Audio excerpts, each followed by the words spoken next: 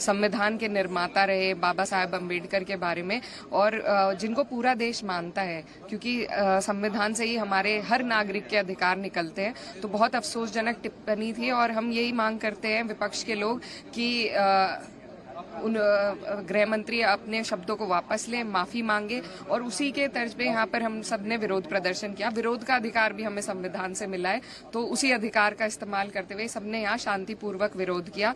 और जो झूठी बातें भाजपा फैला रही है कि इस तरीके से धक्का मुक्की हुई, हम लोग दोनों दिन प्रदर्शन में रहे और हमारे सामने ऐसा कोई भी हालात नहीं बने। हालांकि हमने ये तक देखा कि सभी सांसद अंदर जाते हुए एक कतार में अंदर गए हैं, तो व्यवस्था ठीक थी, शांतिपूर्वक थी।